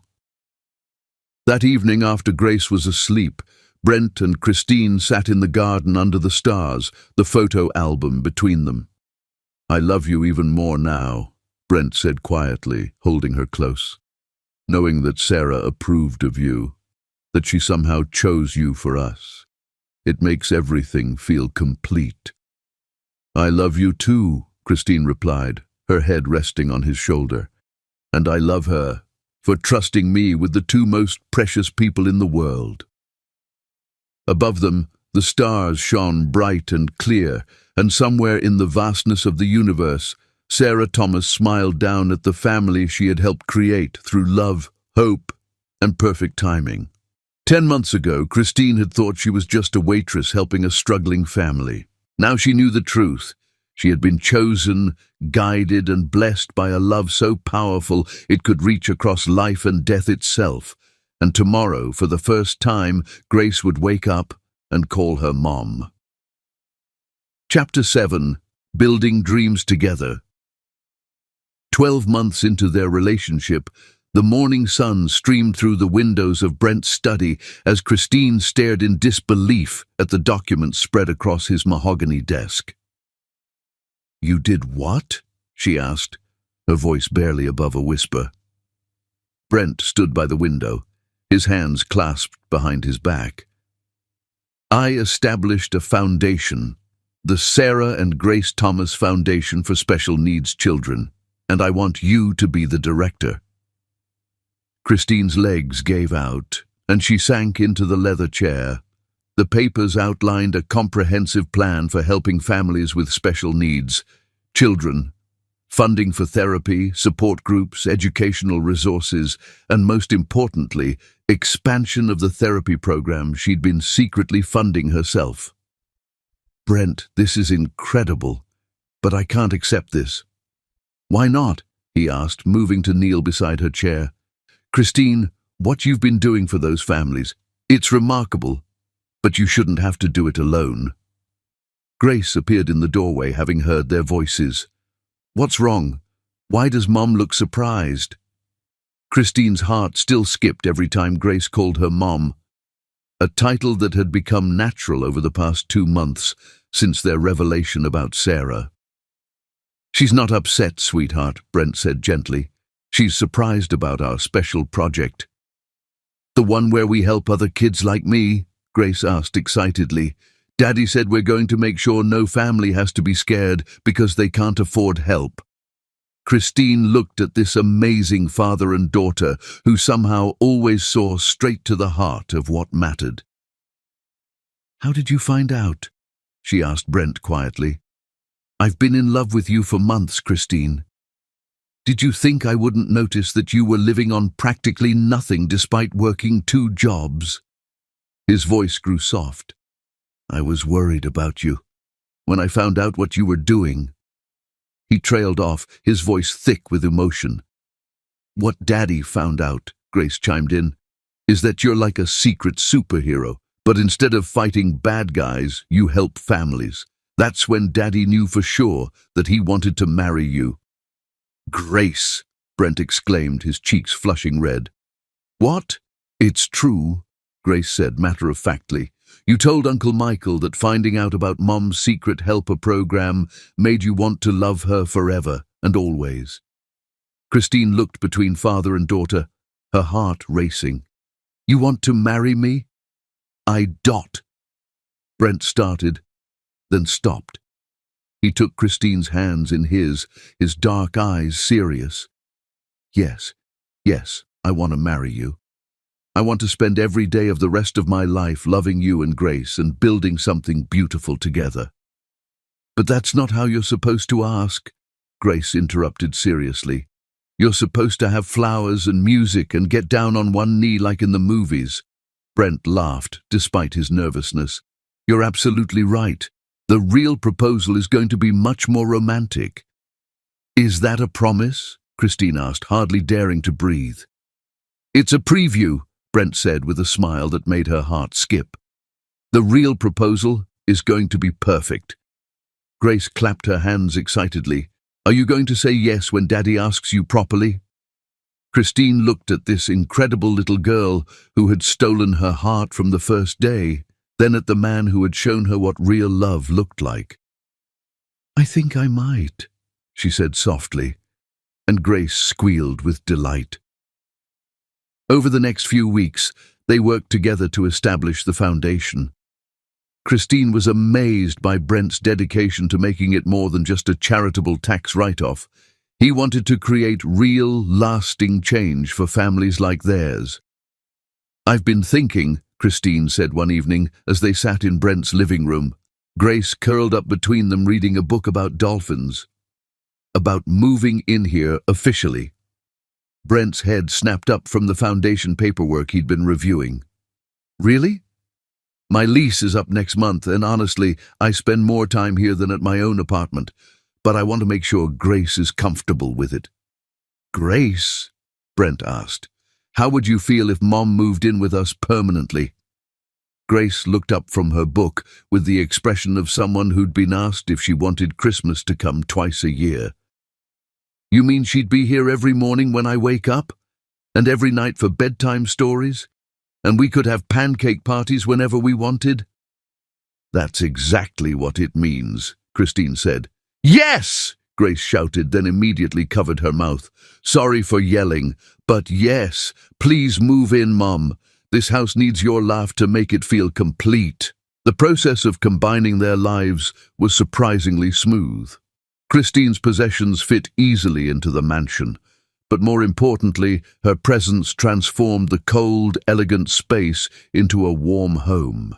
She filled vases with fresh flowers, added colorful throw pillows, and hung Grace's artwork throughout the house. Look at this place, Michael said during one of his regular dinner visits. It actually feels lived in now. Mom makes everything better, Grace said seriously, passing him the potatoes. She taught me how to cook pancakes, and Daddy how to braid hair properly, and all of us how to have dance parties in the kitchen. Dance parties? Michael raised an eyebrow at Brent. Brent laughed, looking more relaxed than Michael had ever seen him. Grace insisted we needed to celebrate finishing our first week running the foundation together. Christine put on music, and the next thing I knew, we were all dancing around the island while dinner cooked. It was the best day ever, Grace added, until the next day, which was also the best day ever. Every day with Mom is the best day ever. But not everything was perfect. As their relationship deepened, Christine struggled with accepting the vast differences in their financial situations. She insisted on contributing to household expenses, despite Brent's protests. I need to feel like an equal partner, she explained one evening as they discussed their future. Not someone you're taking care of. You are an equal partner, Brent insisted. Christine, what you bring to this family isn't measured in dollars. You've given Grace confidence, given me hope, given us both love. That's worth more than anything money can buy. I know that, Christine said softly, but I also need to know that I can stand on my own 2 feet, that if something happened to you, I could take care of Grace. It was their first real disagreement, and it led to their first real fight. Nothing dramatic, but a tense conversation about independence versus partnership that lasted well into the night. "I'm not trying to control you," Brent said finally, exhaustion in his voice. "I'm trying to love you. And part of loving someone is wanting to make their life easier. And part of loving someone is respecting their need to contribute," Christine replied. "Brent, I've been taking care of myself and Michael for 9 years. I need to feel useful, not just cherished." They resolved it by agreeing that Christine would handle all household expenses while Brent covered Grace's needs and the mortgage. It wasn't perfect, but it was compromise, the foundation of any real relationship. Later that month, Christine got unexpected news that would test their partnership in a different way. "Dr. Martinez called today," she told Brent as they prepared dinner together. "They want to offer me the head of pediatric nursing position at Children's Hospital." Brent nearly dropped the pan he was holding. "Christine, that's incredible.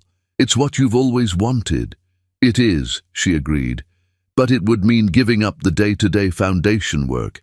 I'd have to choose between my dream job and our dream project."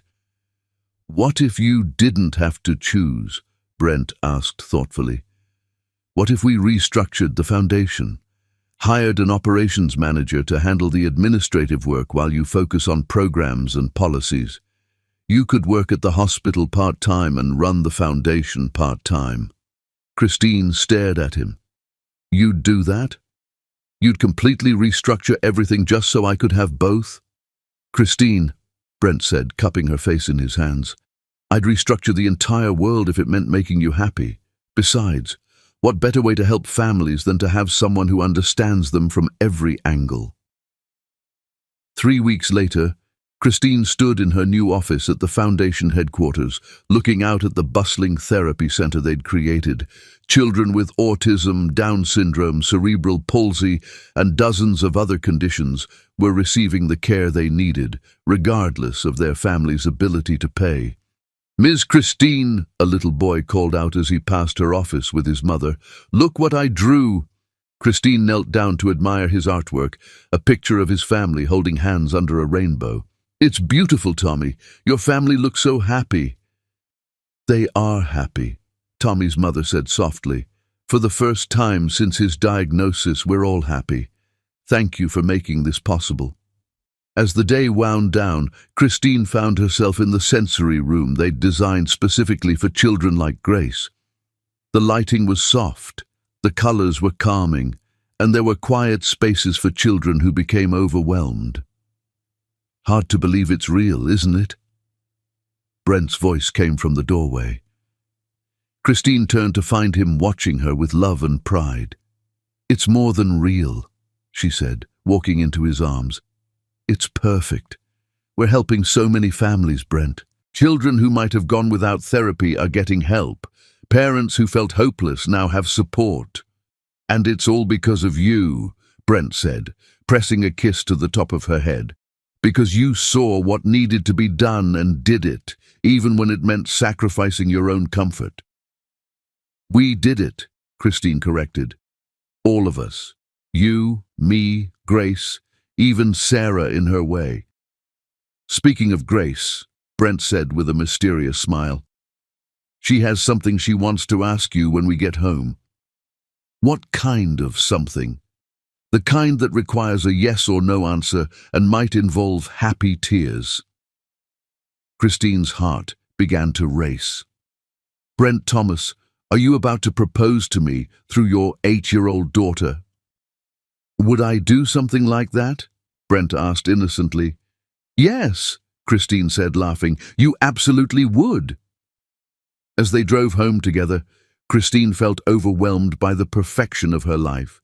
She had meaningful work, a beautiful home, and most importantly, she had love. The kind of love that built foundations and fulfilled dreams. Tonight, she had a feeling, would be the night that made everything official. Tonight, they would take the next step toward forever. Chapter 8. The Miracle Discovery. 14 months into their relationship, the manila folder in Brent's hands contained information that would either confirm what his heart already knew or prove that miracles truly existed in the modern world. He sat in his car outside the Sunshine Therapy Center, watching through the window as Christine worked with a group of children. She was sitting cross-legged on the floor, completely absorbed in helping a little boy with cerebral palsy stack colorful blocks. Her patience was infinite, her smile radiant, and Brent felt his heart swell with love and admiration. What he'd discovered a week ago had left him speechless. It had started innocently enough. While planning the perfect proposal, Brent had wanted to surprise Christine by inviting families from her secret therapy program to a special celebration.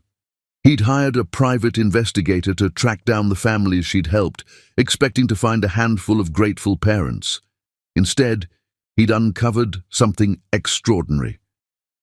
"Mr. Thomas," the investigator's voice had been filled with disbelief. "You need to see this. What Ms. Ringwald has been doing. It's not just a few families. She's been funding therapy for 58 children over the past 3 years. 58. Brent had stared at the report in shock. "That's impossible. She doesn't have that kind of money." "She does now. She's been using every penny of her savings, plus she took out loans against her future earnings.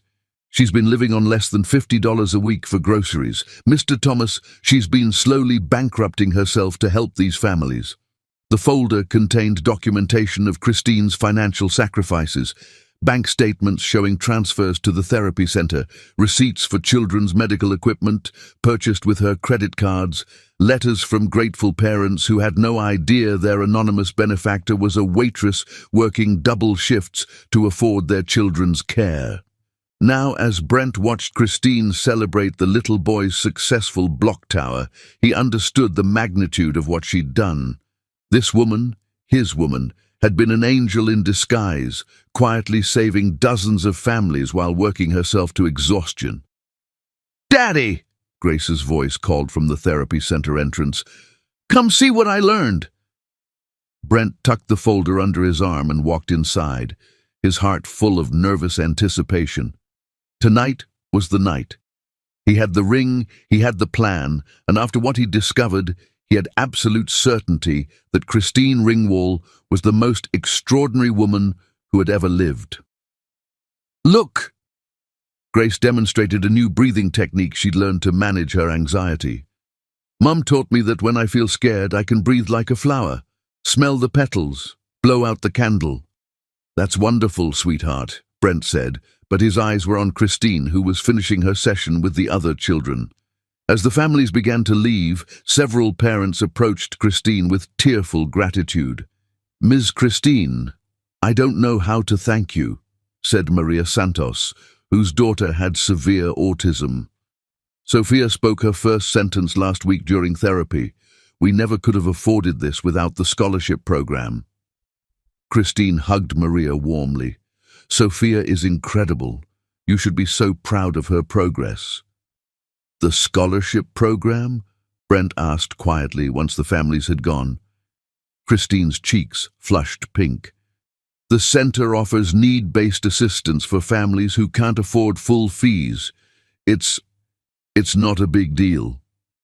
"Christine," Brent said gently, "we need to talk." Something in his tone made her look up sharply. "Is something wrong? You sound serious." "Nothing's wrong.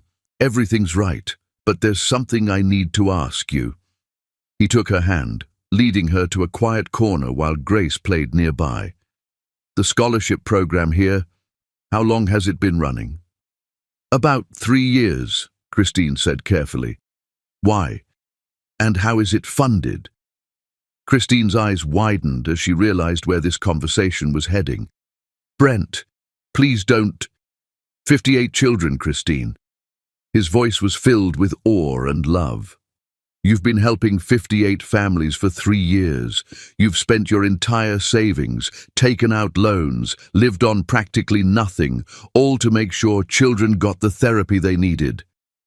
Tears spilled down Christine's cheeks. "How did you find out?" "I wanted to surprise you by inviting some of the families you'd helped to our engagement party. I hired someone to find them, and instead I found—" He opened the folder, showing her the documentation. "I found proof that you're the most selfless, incredible person I've ever known." "I couldn't let them suffer," Christine whispered. "These children, their families, they needed help, and the system failed them. What was I supposed to do? Just walk away?" "Most people would have," Brent said softly. "Most people would have said it wasn't their responsibility. But not you. You saw children in need, and you moved heaven and earth to help them." Grace approached them quietly, sensing the emotional weight of the conversation. "Are you crying happy tears or sad tears?" she asked Christine. "Happy tears, sweetheart," Christine said, wiping her eyes. "Very happy tears." "Good," Grace said, then turned to her father with surprising seriousness. "Daddy, are you going to ask Mom to marry us now?" Brent laughed, his nervousness evaporating in the face of his daughter's directness. "Actually, yes, right here, right now."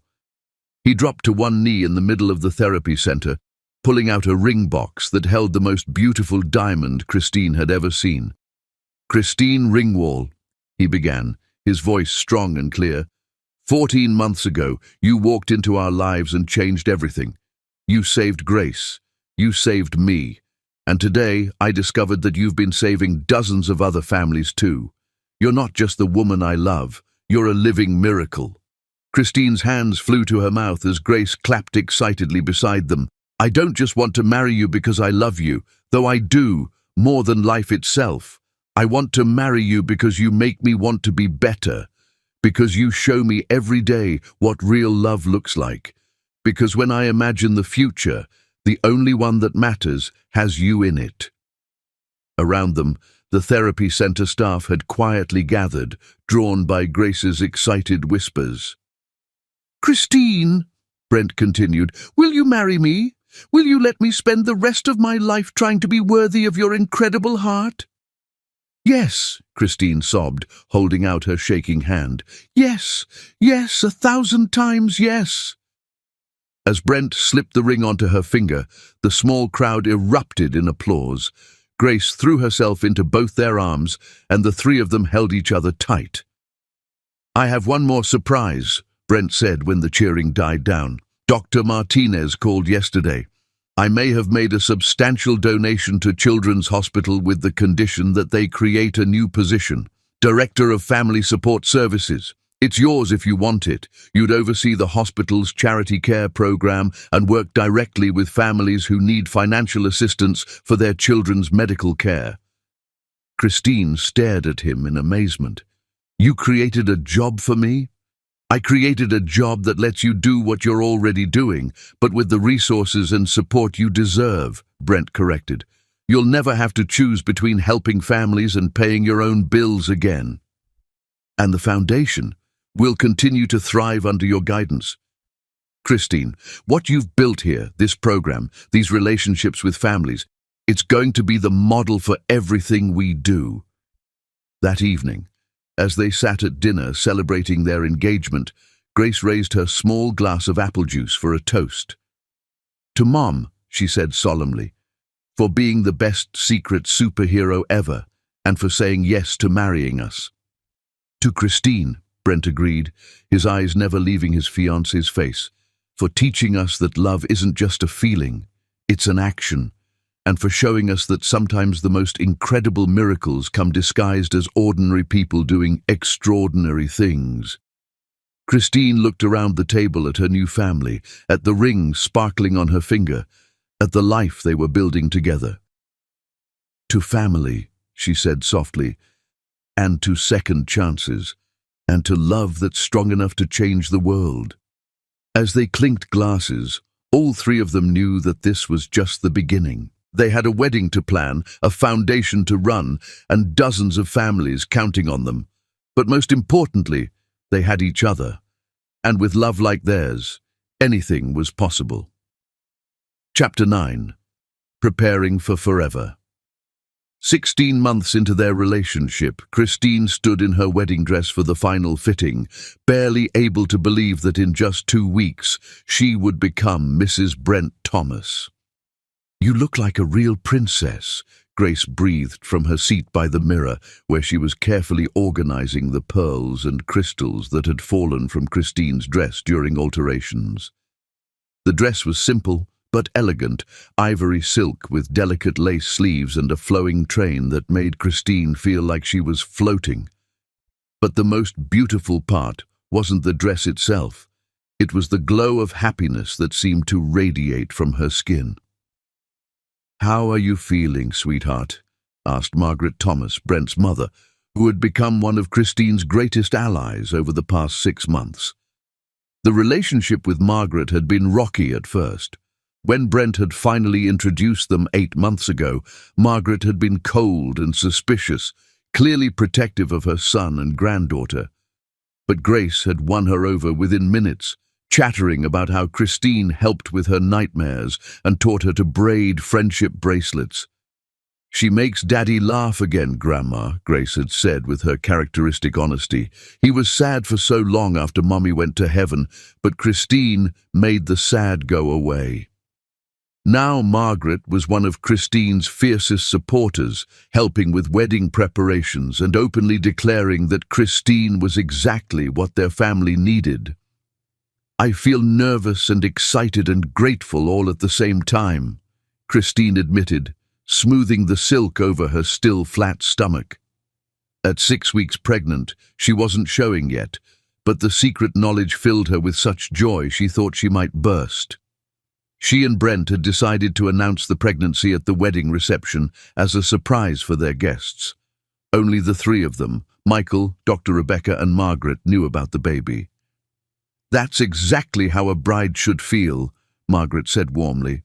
"Brent called this morning. He's beside himself with excitement. I haven't heard him this happy since before Sarah got sick." "He's not nervous about the wedding?" Christine asked, adjusting her veil. "Nervous about marrying you?" "Never," Grace said confidently. "He's nervous about his speech. He's been practicing it every night, and it makes him cry every time." Christine laughed, imagining Brent pacing around his study, rehearsing his vows. They'd decided to write their own, keeping them secret from each other until the ceremony. "How are things at the foundation?" Margaret asked as the seamstress made final adjustments. "Better than we ever dreamed," Christine replied. "We've helped over 400 families in the past year. The new therapy center opens next month, and we have a waiting list of volunteers who want to help." "And the hospital position?" "Perfect. Dr. Martinez has been wonderful about letting me split my time between the hospital and the foundation. I'm working with families during the week and running foundation programs on weekends."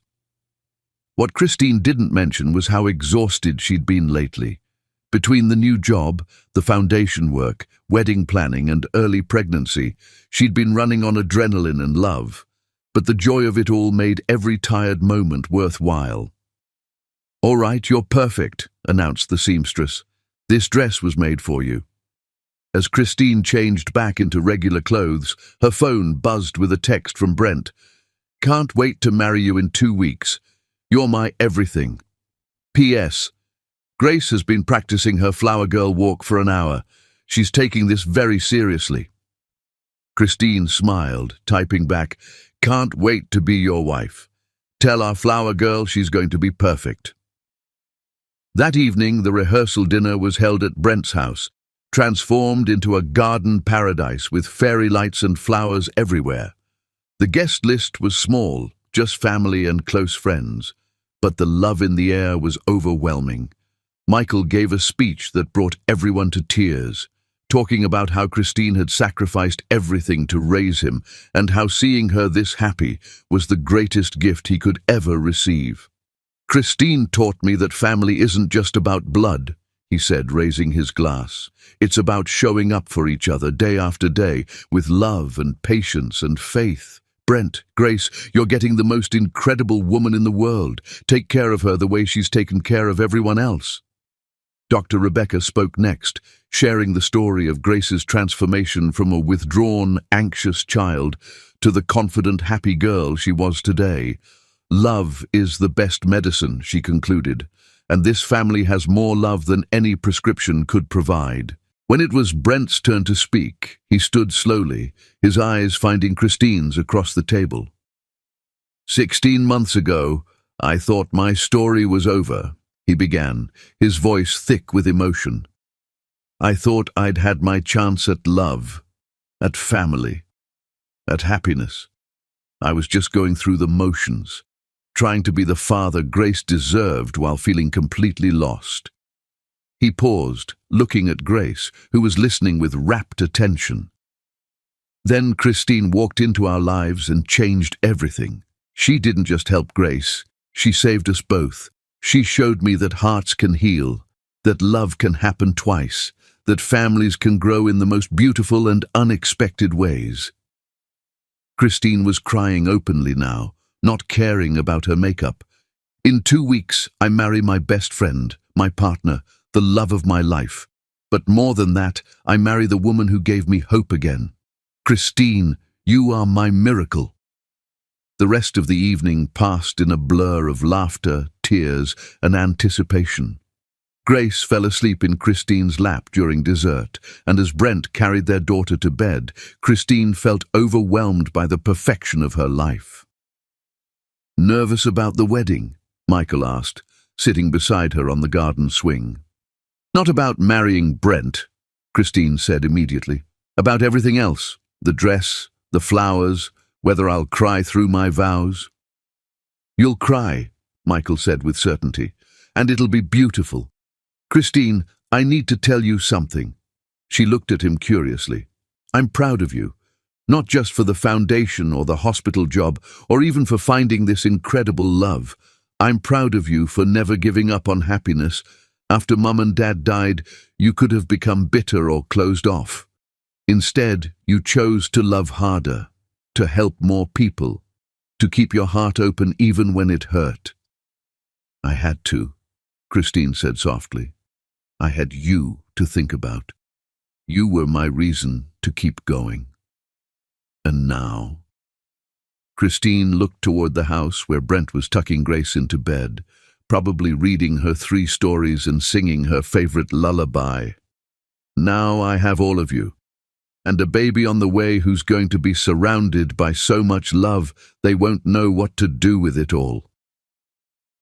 You're really going to tell everyone at the reception? During the toasts, Brent can barely contain his excitement. I caught him looking at baby clothes online yesterday. Michael laughed. He's going to be an amazing father to this baby, and Grace is going to be the best big sister in the world. Later that night, as tradition dictated, Christine slept at Margaret's house while Brent stayed home with Grace. As she lay in the guest room, looking out at the stars, she thought about Sarah. Thank you, she whispered to the night sky. Thank you for Brent, for Grace, for leading me to them. I promise I'll love them with everything I have. A week before the wedding, they faced their first real crisis as an engaged couple. Christine had been feeling unwell for several days, more than just morning sickness, and when she collapsed at the foundation, Brent rushed her to the hospital. It's just dehydration and exhaustion, Dr. Rebecca assured them after running tests. But you need to slow down, Christine. The baby is fine, but you're pushing yourself too hard. I can't slow down, Christine protested weakly from her hospital bed. The wedding is next week, the foundation gala is next month, and I have 3 families starting therapy programs. The foundation will run without you for a few days, Brent said firmly, taking her hand, and the wedding will be perfect, whether you're stressed or relaxed. What matters is that you're healthy and happy.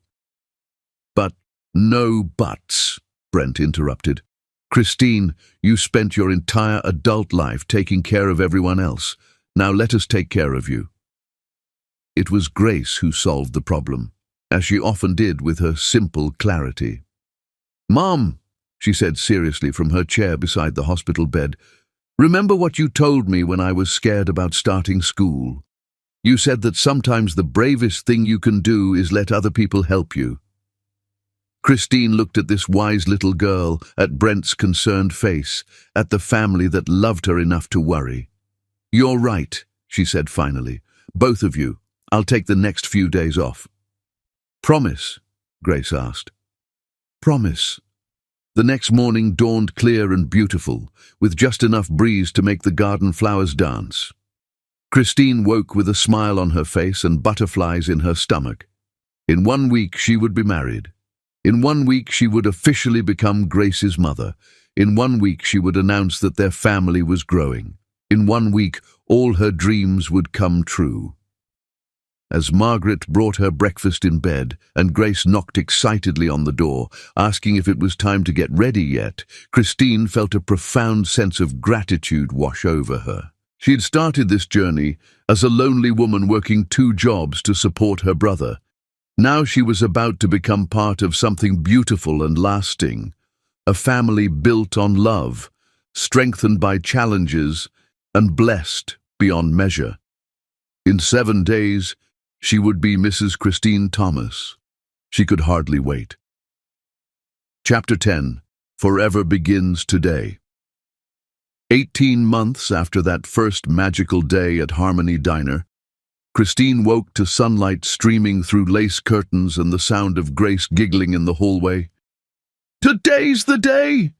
Grace burst through the bedroom door, already dressed in her flower girl dress, a miniature version of Christine's gown in soft lavender. "Today you become my real mommy forever and always." Christine's heart swelled as she pulled Grace into bed beside her. "I've felt like your real mommy for months now, sweetheart." "I know," Grace said seriously, "but today it's official. Today everyone will know that we chose each other." Margaret appeared in the doorway with a breakfast tray, her eyes misty with emotion. "My granddaughter has been awake since 5 a.m., planning every detail of today. She's more excited than the bride." "She's perfect," Christine said, kissing the top of Grace's head. "We're all perfect." As the morning progressed, the house filled with the controlled chaos of wedding preparations. The hairstylist arrived first, transforming Christine's hair into an elegant updo adorned with the pearls that had belonged to Brent's grandmother. The makeup artist followed, enhancing Christine's natural glow, while Grace watched in fascination. "You look like a fairy tale princess," Grace declared as Christine's transformation neared completion. "And you look like the most beautiful flower girl in the world," Christine replied, adjusting Grace's flower crown. By noon, guests had begun arriving at the mansion. The garden had been transformed into a fairy tale setting with white roses, fairy lights strung between trees, and an altar made of birch branches and flowing fabric. The aisle was lined with petals that Grace had carefully scattered that morning. In Brent's study, he paced nervously while Michael adjusted his tie for the 3rd time. "You're going to wear a hole in that carpet," Michael observed with amusement. "I can't believe this is happening," Brent said, running his hand through his hair. "I can't believe she said yes. I can't believe she's having my baby. I can't believe I get to love her for the rest of my life." "Believe it," Michael said firmly. "You deserve this happiness, Brent. You both do." Dr. Rebecca knocked on the door, poking her head inside. "The bride is ready, are you?" Brent straightened his shoulders, took a deep breath, and nodded. "I've been ready since the day I met her." The ceremony began at 2 o'clock sharp. As the string quartet played Pachelbel's canon, the guests rose to watch Grace walk down the aisle. She moved with careful precision, her basket of rose petals creating a perfect path. When she reached the altar, she turned to the crowd and announced, "Here comes the most beautiful bride in the world." The guests laughed softly, but all sound died away when Christine appeared at the end of the aisle. She was breathtaking. The ivory silk dress flowed around her like liquid moonlight, and her veil caught the afternoon breeze. But it was her smile, radiant with pure joy, that took everyone's breath away.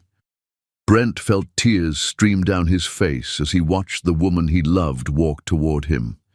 This was really happening. After 4 years of darkness, he was standing in sunshine again. "You look beautiful," he whispered as Michael placed her hand in Brent's. "So do you," she whispered back, her own eyes glistening with tears. Pastor Williams smiled at the couple before him.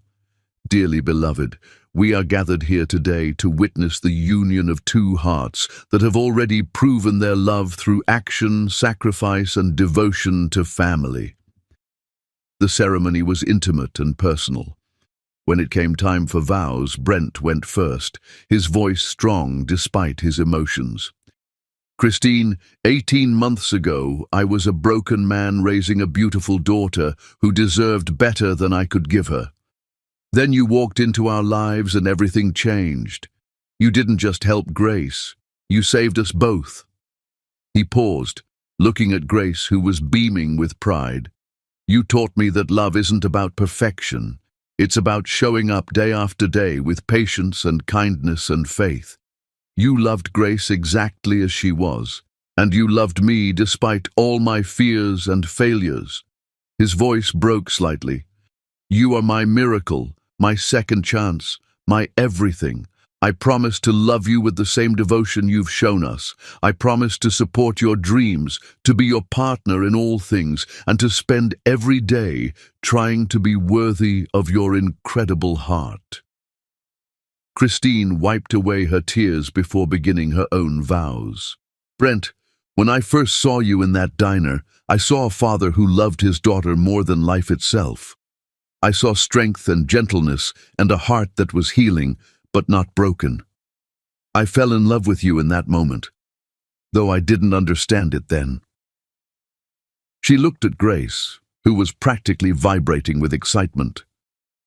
"Grace, my beautiful girl, you taught me that families aren't just born, they're chosen.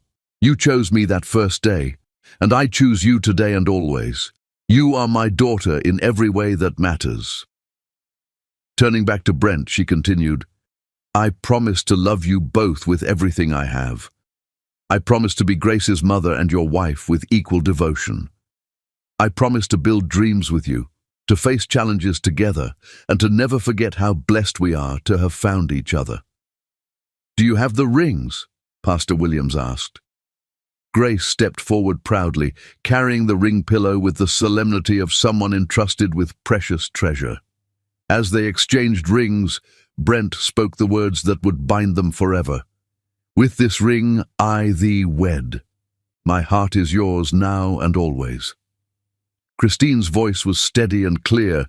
"With this ring, I thee wed. My love is yours for all time. By the power vested in me, I now pronounce you husband and wife," Pastor Williams declared. "Brent, you may kiss your bride." The kiss was tender and passionate, full of promise and joy.